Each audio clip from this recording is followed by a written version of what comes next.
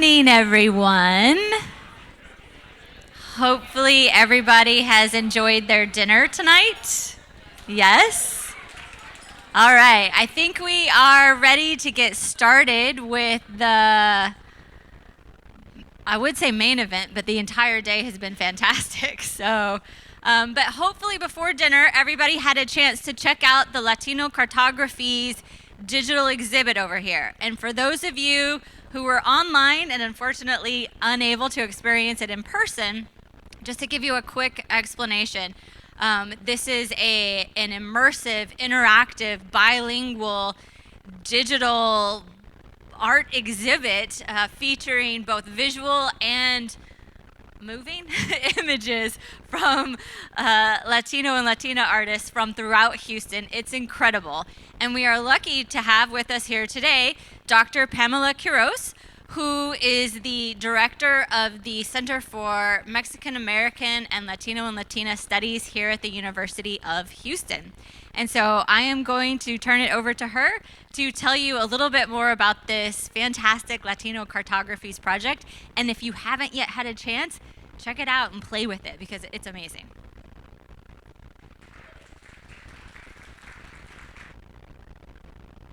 Do you want me up? Okay, want me up here. As I speak, thank you very much. We've got some of our Vanna White folks over here to show you the board. In 2020, there was a city report out of Houston that said that less than 5% of arts funding went to Latinos. So that'll give you some idea of why we felt this was important. Okay, that'll give you some idea of why we felt it was important to create something like this. But in 2019, I did something I never thought I would do in my life. I organized a citywide art event that was linked to the Smithsonian and ended in a national arts conference. And we managed to bring it here to Houston, and it was an incredible success. We ended up with 70 participating organizations, over 108 installations, exhibits, and performances, and more than 200 artists who participated in this. And we were very strategic about what we did. So we wanted all the media, all the communications we could get on what was happening in Houston to try to turn the local and the national eye toward Houston. And we ended up at the end of 4 months with about 95 media articles that were not only local but also national and international. So I think the reach, according to the university, was 77.2 million people. So that was an incredible event. But you don't want to do those things every year or even every 2 or 4 years. In fact, I said I'll never do that again. It's a lot of work. And the sad thing is, once you figure out how to do it, you know that you're never going to want to do it again. But I always knew that I wanted something permanent to come out of it so that we wouldn't have that great event that everybody said, oh, why don't we do that again? I wanted something to come out of it that would be permanent. And Latino Cartographies is that thing. And so the idea was we didn't have a formal Latino art history here in Houston. And it was my sense that we needed it. We have lots of artists, and on this board, you will see 200 artists and growing, visual artists. And there are some performing artists as well. But I was trying to think of how we would create this visual digital archive, but I also wanted it to be a public knowledge tool. So it wasn't something just designed that would stay in the academy and we would add to it every year. No, it had to be something that we could take out to the public, that could be, it's fully bilingual. So those of you who speak Spanish and would want to navigate it in Spanish, anything you touch should also be in Spanish or English. It has more than 2,000 images on it. It has avatars, animation, special effects, virtual galleries, neighborhood tours, and something we call hotspots, which are, if you look at those murals, such as that mural, you will see, you have to get close enough, but a lot of little circular things. Those are called hotspots. What we did was we went to the artist and we said, what about your mural must the visitor understand? Well, some artists, one of the artists had 48 of these, and I said, no, we can't do 48, but we could do about 20. And so that particular mural that you're looking at or that they're featuring is a class in itself. The artist takes you through every symbol, every period, the motivation for why he did this. And then we started adding video of the artist because we realized as we went along, we learned. And people don't, I kept hearing from our videographer and our photographer, people do not want to read. I don't know if you all have ever heard that. Young people especially do not want to read. They want everything come at them quickly, visually, and so forth. And so we started inserting the artists themselves speaking to the audience. And it does seem to get a better response. So this is iterative. We can take all that's there and archive it and put up what new emerges. We've already lost some of that public art because that's the nature of public art. Murals get painted over. But we have it. We've preserved it digitally. So we're now able to create that record, that cultural record. But what we also are learning as we go along is that oftentimes the art is the jumping off point for people to start talking about telling stories about growing up, about historical moments in the city, things that really matter. Are any of you Houstonians? Okay. You've heard of Graffiti Park then. Well, one of the artists informed us that he didn't know where that came, the founding artist of Graffiti Park didn't know where that name came from because that's not what they called it. So it's very nice to get first voice, and so we try to have this board be first voice. But these are the features on it, and maybe you all could show them. There's even music. The music gets kind of loud if you'd like to demonstrate something. Oh, that's not too loud.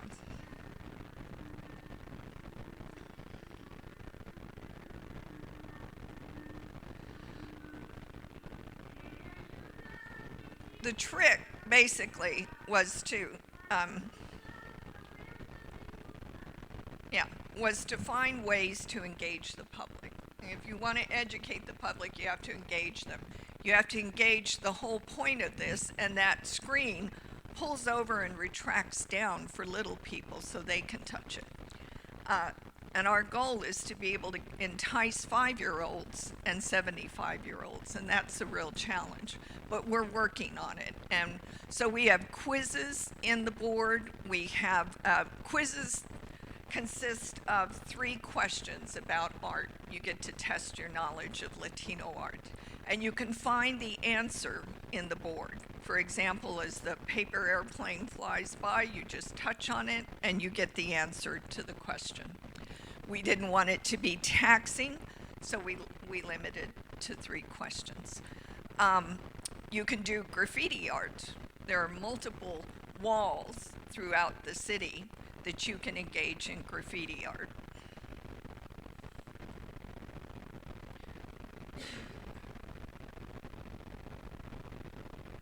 You get a QR code, you can mail it back to yourself. You can create postcards from this of any part of the city, and you can also email that back to yourself. We didn't have the capability to be printing off everything for everyone, so we thought folks can just send it to themselves or to a friend, and it will go through and they can print it off. What else? Oh, there's the digital coloring book that young people, not just young people, lots of people like it. These are the artists who donated us pieces, works of their art. We turn them into black and white. You can paint them, color them, and so forth. And then when you're done, you hit done, and up comes the actual artist's version of that. And again, the artist's picture down there, which you might be too far to see, comes up with the QR code that drives you directly to the artist's website. So in a sense, we've cut out the middleman, and we are trying with this we're not competing with museums. We're not trying to displace anything. What we're hoping is that some of this drives the public to the actual locations so that they can see this artwork for themselves. But it does, we also hope, work for the artists, that if an interested visitor wanted to collect the art of a particular artist, they can go directly to the website. So those are our goals, is to educate the public, to serve as a preservation tool for the art, and to meet the scholarly expectations. Of course, we've gathered from archives and all kinds of sources. And we did this during the pandemic, so if you don't have a project to do, you might think of doing something like this. It took us 3 years, 13 graduate students, and my colleague, who is in there in the board somewhere. Every graduate student is in the board, so all those young people you see are people who worked on this thing and made it what it is.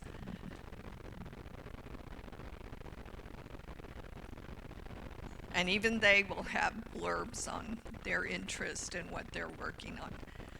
So we hope to keep expanding this. We're really thrilled because we're going to have it in various satellites throughout the city. And that makes it available to the public at all times. But I don't really think, I think that I've hit pretty much, I think the beauty of this is that it is permanent, but it's also dynamic. You can change things. Oh, you might want to show them the book gallery. There is one feature. My colleague, I meant to use the artwork on his books, and he said, nope, I want to show my books. So Arte Publico, which is a major press that comes out of the University of Houston, is up there.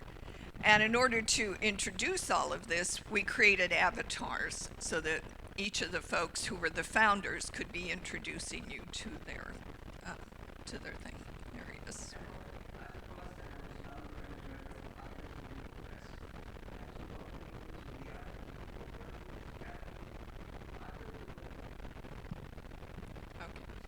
So thank you. I hope that you find it interesting. It's meant to be touched. You can't ruin anything. Anything you mess up, we can fix. And please, we're going to leave it here until tomorrow, I think. So please just enjoy and see what you think. And we take, there's even a guest book on there that you can either speak into a camera. It'll record a 10-second message. Preferably good messages, or you can type something out and send it to us. And often we get artists who are not on the board. Why don't you get so-and-so, because they're really good. And of course, it's not exhaustive. We gather them as we can, and we upload. In fact, we have a few we need to upload now. And then we go back and we ask the artists if they have the most recent work, do they want to change it? You can even do virtual exhibits on this. And each of our participating collaborators, we have the Holocaust Museum, we have the ballet, I'm trying to think, the Alley Theater, several of these places, they do update their information, and some of our virtual galleries are intending to have exhibits, in which place every artist has a room in a gallery. So any artist who wants to be on this board, we have a range of creatives, some whose work is being shown at the Smithsonian and others who are newer artists. So this is very inclusive. But I think I've covered all of the features or the major features of the board. And it's our hope that, we're sort of bringing the community to the museum, and we're bringing the museum to the community. Thank you.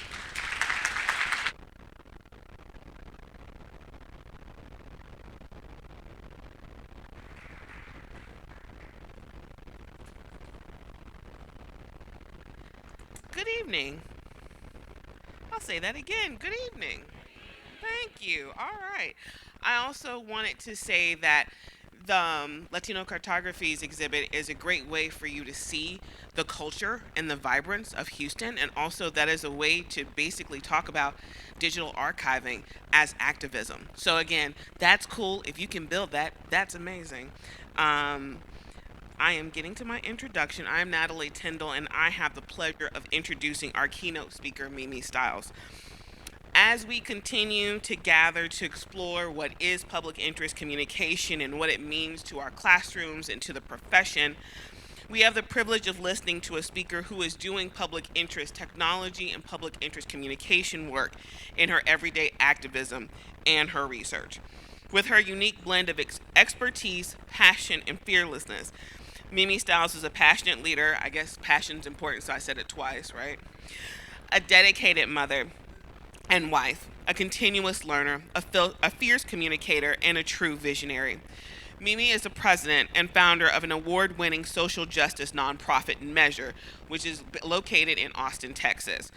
Founded in 2015, Measure is a research and data activism organization committed to elevating lived experience and the numbers to drive equitable change, and dedicated to eliminating inequities brought on by health, education, criminal justice, and economic issues.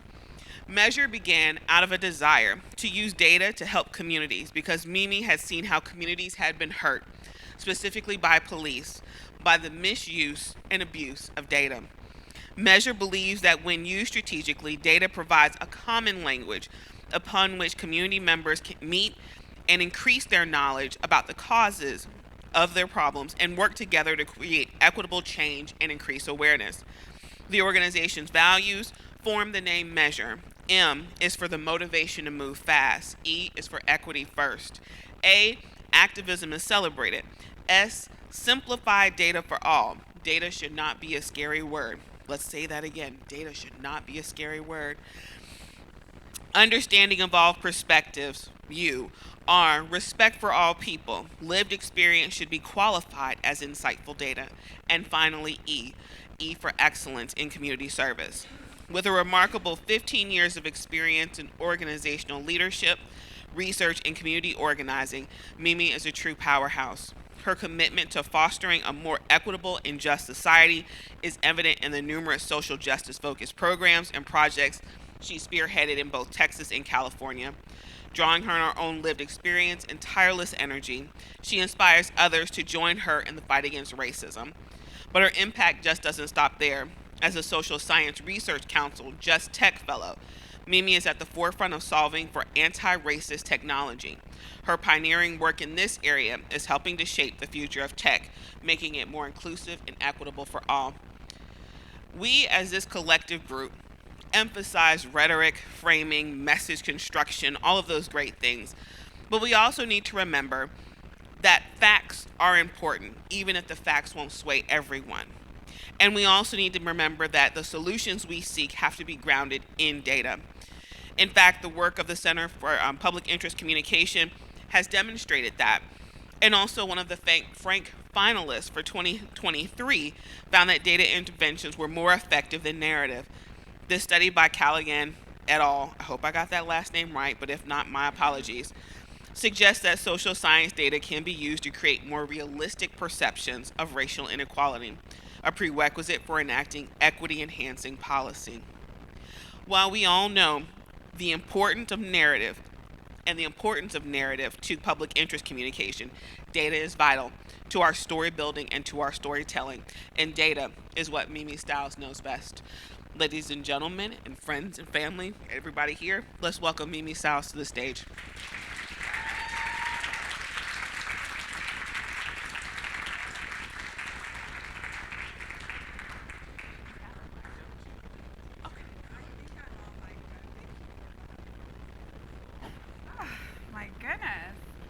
I good to go, Matt? Can you hear me? Okay. Got my telephone bag. Okay, let me. Did I put it on the floor? Oh my goodness. Y'all already know. You already know. Y'all are. Let me. Here we go. Woo! Let's act like you didn't see that. Let's act like you didn't see that. Oh, good evening, everyone. It is such an honor to be here, and it's always so interesting when you hear your bio being read. It's like, oh my God, it's like you get exhausted all the way over again. Like, oh my God, did I do all of that? Really? Did that all happen within just the last 7 years? It did. Anyway, y'all, good evening. Mimi Styles is actually my name. That's actually why I married him. No, I'm like that intentional. I met my husband when I was 14 years old. I was the president of our black student union, and he was just there. And I told him, I said, you know what, I'm gonna marry you for your last name. And he thought I was crazy, but hey now, 20 years later. No, you know what, honestly, let me just take a quick poll of who is in the room. So first off, all of my researchers that are in the room, let me hear you make some noise. That's a researcher type, let me hear you make some noise. Okay. All of my activists in the room, let me hear you make some noise. All of my academics in the room, let me hear you make some noise. You can be one or both. There's intersections here, that's okay. All right, let me hear all my journalists in the room, let me hear you make some noise. Yeah, fun fact, I was an anchor up in Alaska for several years. Yep, I did that too. Whew.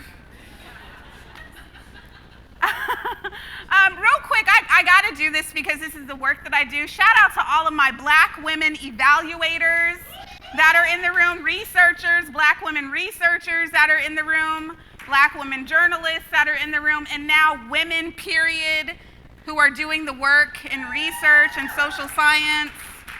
Fantastic. There's nothing better than being in the room with your village and with your people. So before I get started, I am gonna see if this thing works for me. And it worked. Woo! Shout out for technology. I'm gonna start off with just this word, lived experiences, right? And so before I get started, before I share, I want to make sure that I'm cultivating a space for myself, if that's okay, if I can take a moment for myself, because this is not easy. And because people don't really think about it when they ask you to come on stage and talk about what happened to you. Or when you're a journalist in the field, or when you're a researcher in the field and you're sitting across from people from maybe a marginalized community, or people that come from a place that you don't have any idea about. And you're asking them maybe to share who you are or what happened to you.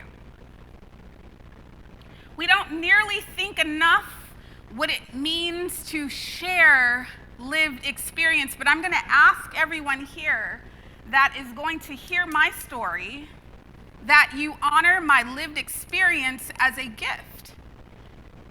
That I'm not just going to share with you about who I am and about the trauma that I experience every single day in the work that I do, without having the hope that you will take my lived experience and you'll construct new meanings for yourself. Or you'll go back to your places of academia, or your places of work, or to your students, or to whomever else, and you will share. I heard this story from this black woman that was on the stage, and this is what she said about joy. Or this is what she said about equity. Is that okay? Okay.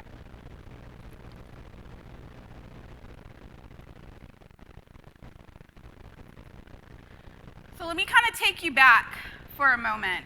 It's 2014. It's the height of the Black Lives Matter movement. This conference has a lot about activism, right? Is that something that's kind of the thread here, right? So it's 2014. I'm in my living room. My husband just got out of the military. We're all sitting there. We're seeing what's happening on the big screen. We're seeing our community in uproar. My husband and I get up out of our seats. We run downtown. This is Austin. This is where I'm from, in Austin. Originally California, but I'm in Austin now. And so we get down to Austin. We're marching. We're marching against hate. We're marching to matter. We're marching to matter. That's what we were doing. We were marching to matter. And so I dove right in, y'all. I dove right into the Black Lives Matter movement in Austin, right? I mean, you can go on Netflix. I'm like on one of the little shows up there, about Sandy Bland. So dove head first, to be honest with you. Started working with an organization called Austin Justice Coalition. They actually put me on a panel. They put me on a panel in 2015 to talk about community policing, or the lack thereof. And as I sat on that panel, I looked from my left and to my right, and I thought to myself in that moment, who was I going to show up as? Because when you're an activist, you have to kind of, you have to embody this persona that in some cases is it's difficult. I just want to make sure I'm talking to my people. If you are an activist in this room, raise your hand. Yeah. So you know what I'm talking about, right? When you have to, and then you have to do it in front of people. So I sat down and I said to myself, they want me to be this angry Black woman. And I said no. And so as I sat there in 2015, I instead put my Black academic hat on. Some of y'all know what I'm talking about when you put your Black academic hat on. And so you start getting real curious, right? And you start asking these questions. And I started saying, okay, well, if we're talking about community policing, what are the key performance indicators that are assessing your community policing work here, Chief? I said, oh, well, what's the budget allocation that you are assigning to community policing, Chief? And then the mayor, who's sitting right next to me, who I couldn't stand at that point, he just bought me dinner for my birthday last year. He says, yeah, like Mimi says, what are the measures? What are the metrics? And I said, no. Mimi said, where's the damn data? That's what I said. Where's the damn data? So I started asking that question over and over and over again before I believed data was really sexy in Austin. We weren't really talking about it. But lo and behold, what I didn't know was that our president at that point, President Barack Obama, was creating what was called the Police Data Initiative. On the same exact weekend, he was launching this PDI, Police Data Initiative, that I'm sitting here in Austin talking about. Where's the damn data? And so I was onto something. Perfect storm to start a new organization. And that's exactly what I did. I started a new organization called Measure. And when I did that organization, this is maybe about 7 years ago, very angry. That was, had a right to be. I was actually standing there leading a march for a young man named David Joseph. If anyone is from Austin, they would know the story of David Joseph, 17-year-old Black boy who was running down the street, and Officer Freeman shot him several times. He was naked. He shot him several times. That was February 8th, 2016. I actually led the work in order to get him fired. He should have been jailed, but fired.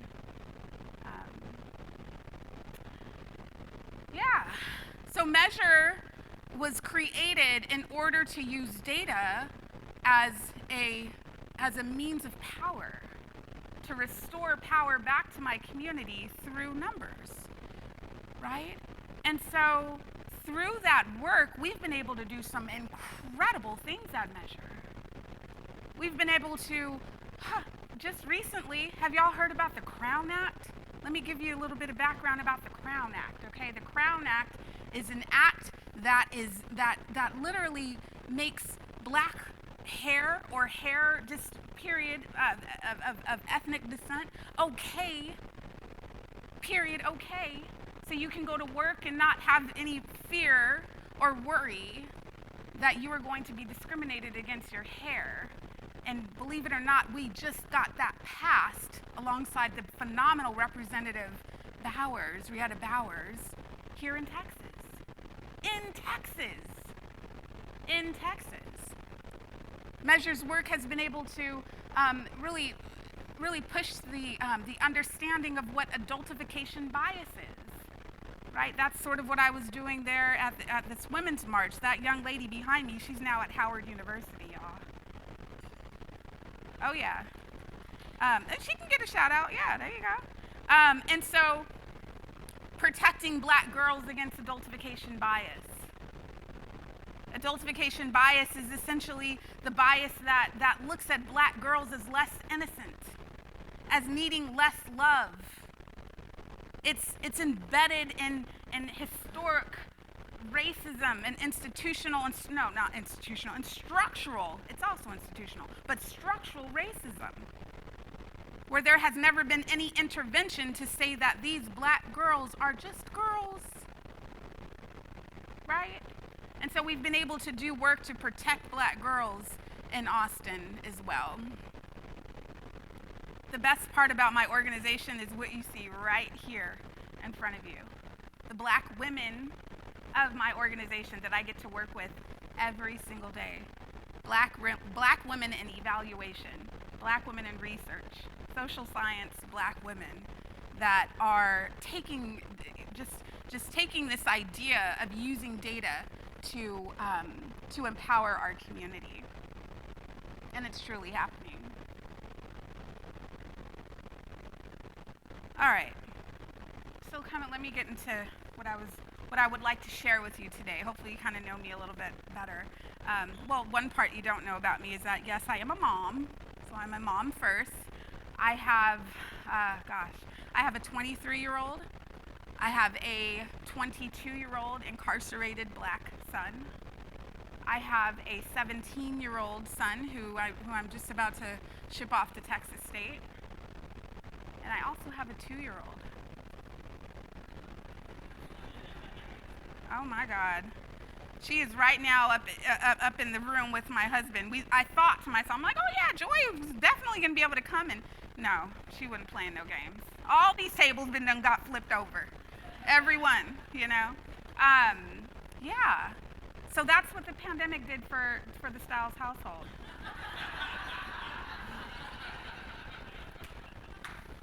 And y'all, you guys saw that the name of my talk today, it's the presence of Joy. Her name is Joy. Yeah, so she's the cutest thing in the entire world, let me tell you. So after 7 years now of leading this organization called Measure, I've learned so much, but it wasn't until I was placed up on this AI mountain. This is supposed to be the Catskills. Okay, this is artificial intelligence's rendition of the Catskill Mountains up in New York. It wasn't until I was placed on this mountain until everything really truly did come together. You see, after receiving so many awards and accolades for doing the work, the very traumatic, difficult work, I honestly did not understand. You can ask me, well, Mimi, why are you doing this? And I wouldn't be able to give you a real good answer, to be honest with you. I'm like, oh, what do you mean? I'm doing the work. I'm here. I'm there. I got the key to the city. No, seriously. Like in real life, okay? I got the key to the city. You know? why? And sometimes I spoke about oppression, and I would talk about oppression, but I honestly didn't really realize what that meant until this year, of what it felt like, of what it feels like to be oppressed. Oppression. Oppression.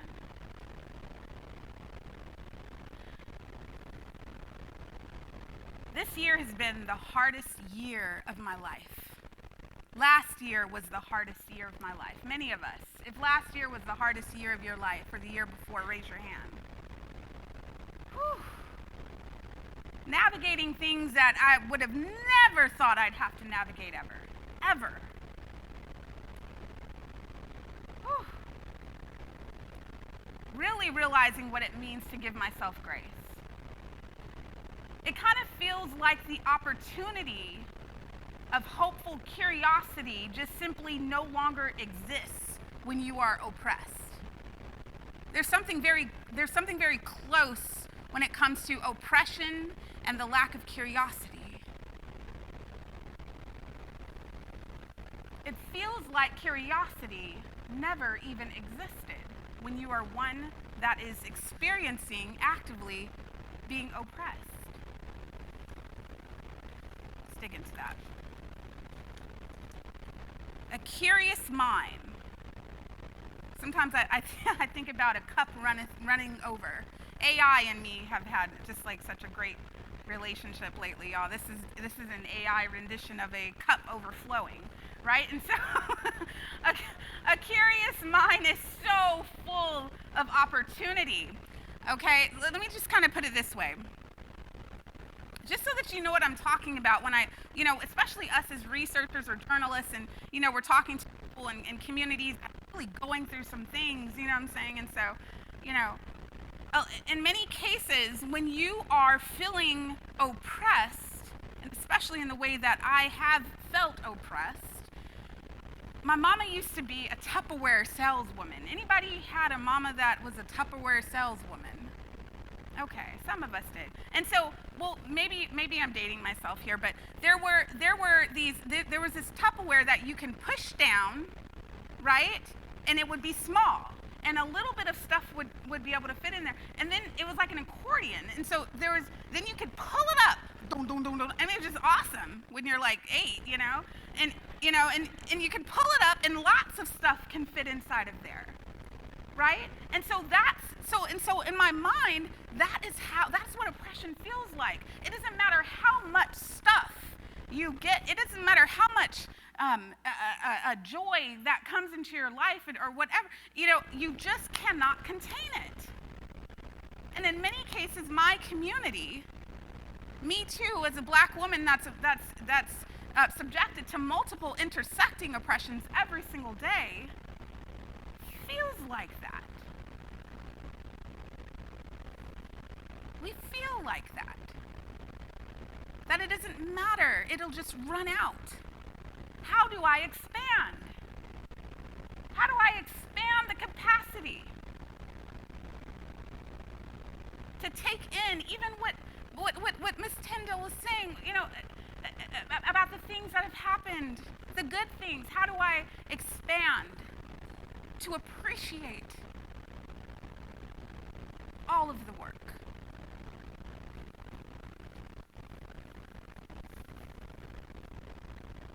That's what the lack of curiosity does to a person. Oh, but for joy. Can I hear you say, oh? Someone told me once that suffering creates a strength that is not to be underestimated.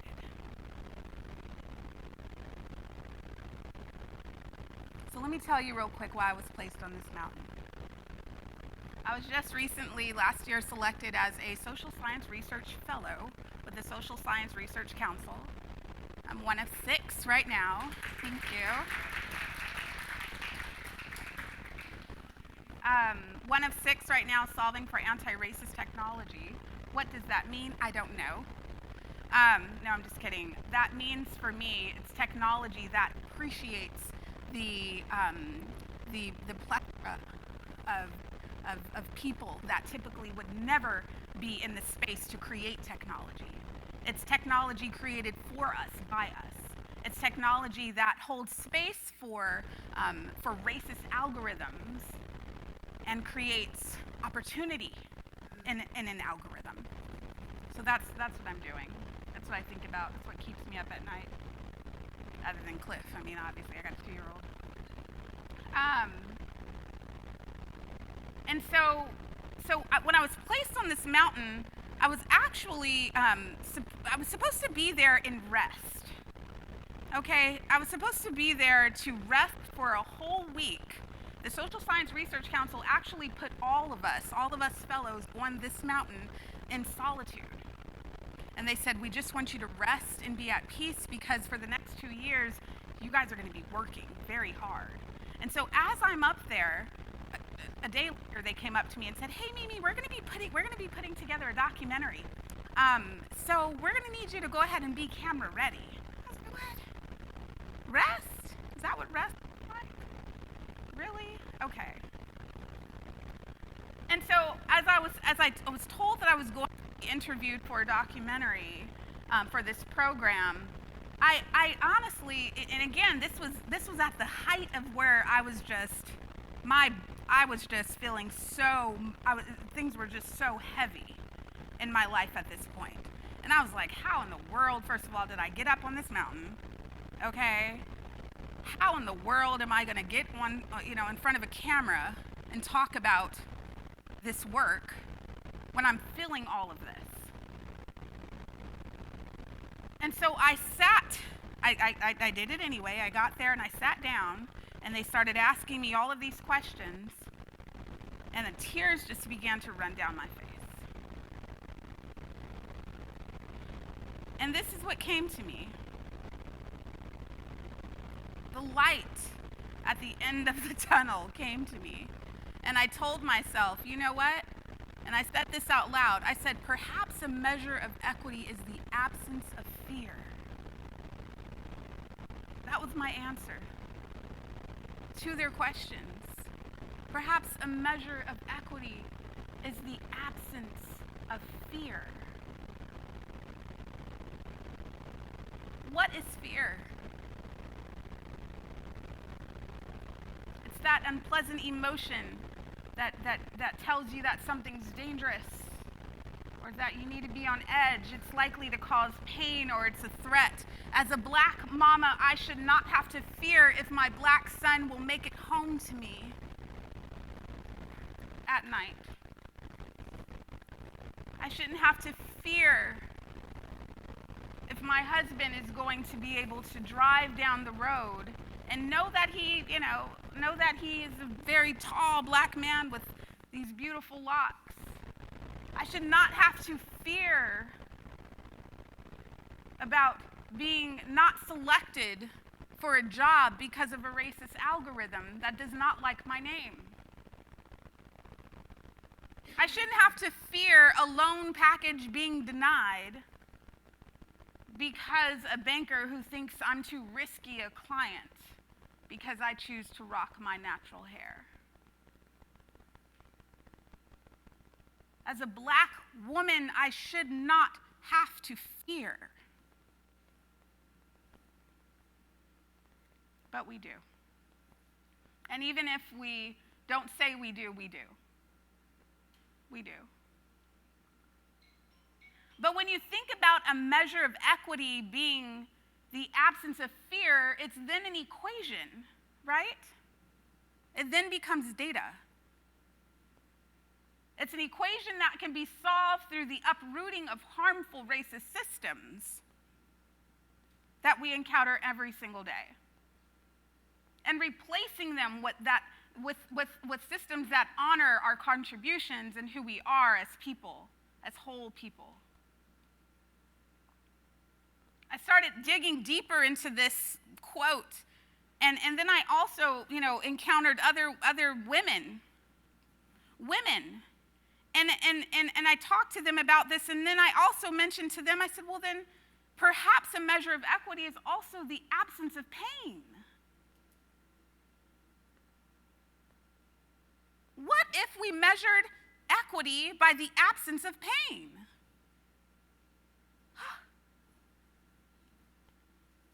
In 2017, after the police data initiative kicked off, I was actually invited up to DC.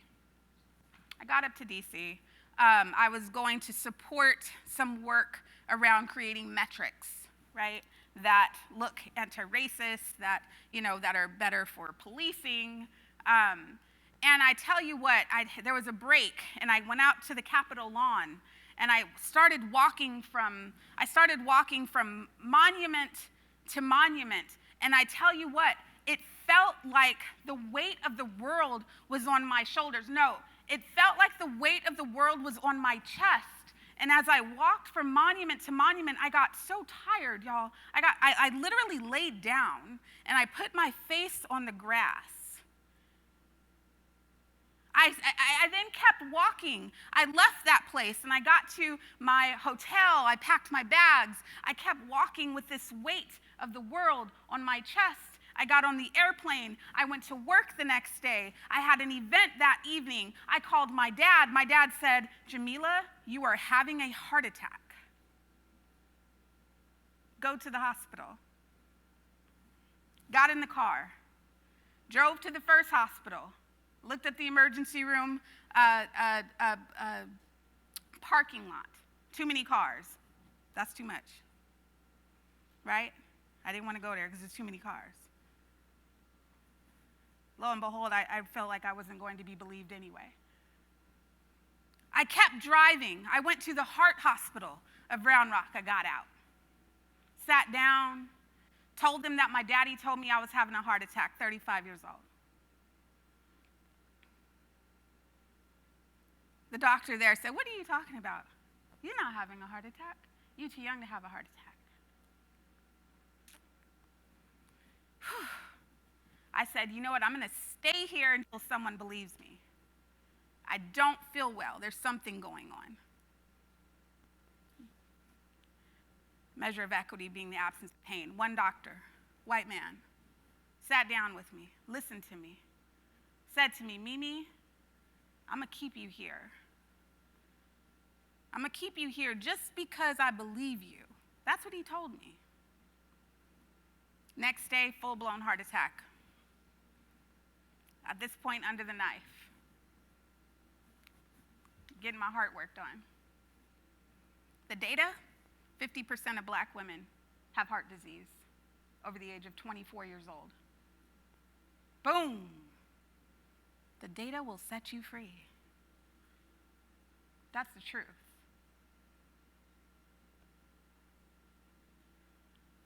As a black woman, I should not have I should not have pain that is ignored. As a black mama, I should not have to move from doctor to doctor to doctor to find one that actually believes me when I say that I'm in pain. Right?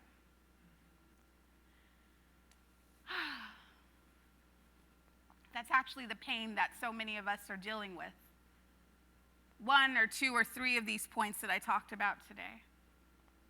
Not mentioning having to raise a couple wild kids too. That's a lot.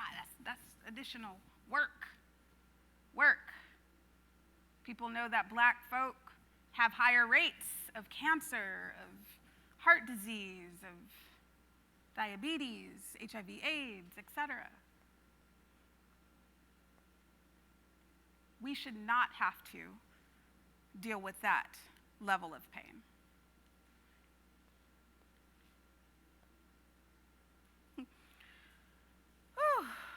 When I think about the absence of pain, I think about this woman right here. That's my mama. That's my mom, Lisa Taliaferro, a woman who has raised 3 sons who all have schizophrenia. My son also has schizophrenia.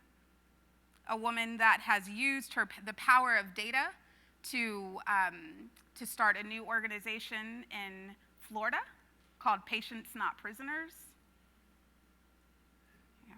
A woman who has now put together a mental health docket in her county in protection of her sons. That's who I draw my power from, my mom.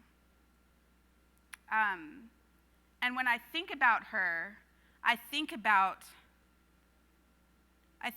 this. Perhaps a measure of equity is the presence of joy. A few months ago, I was invited to sit on a panel with a few dear friends with the Austin Women's Magazine. And as I looked from room to room, I saw women in that room, women that did not look like me, women that, women that probably would have never faced some of the stuff that I've had to face in my life, but women that saw me. I was talking to them about rest. As a matter of fact, I was letting them know that they were enough. I had said to them, I said, you know what? If you knew you were enough, you might give more away. And I said to someone else, I said, if you knew you were enough, you might ask for more. And then I told them that, you know what? If you're enough, then you should also have the power to rest. Because rest is an act of anti-racism, right? Accepting that we are enough right now. Time travel with me. Close your eyes. Think about go 400 years backwards. Seriously, everyone, close your eyes. Time travel. Go 400 years back and think about your ancestors right now. And then open your eyes and look at yourself.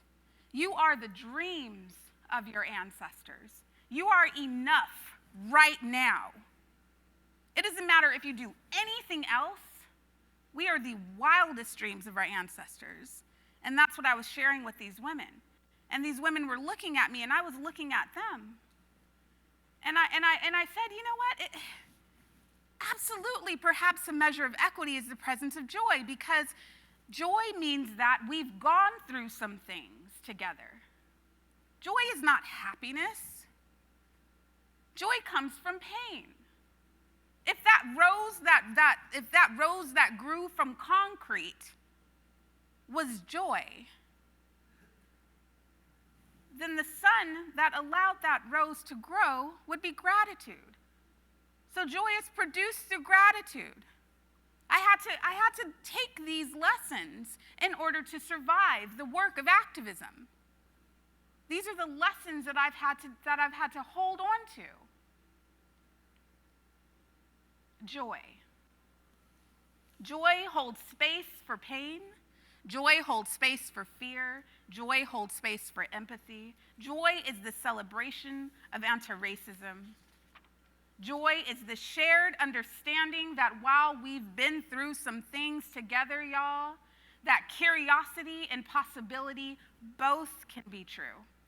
Joy exists in the margins.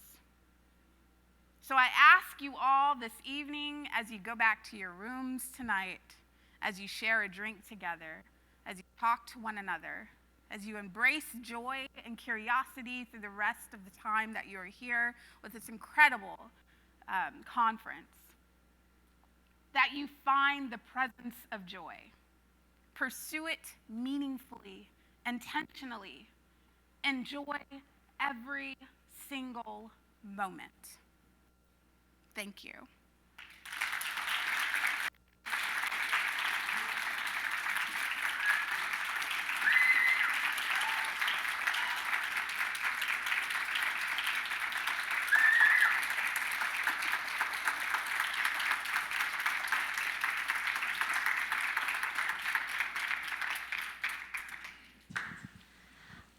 That was incredible. Can we give her another round of applause, y'all?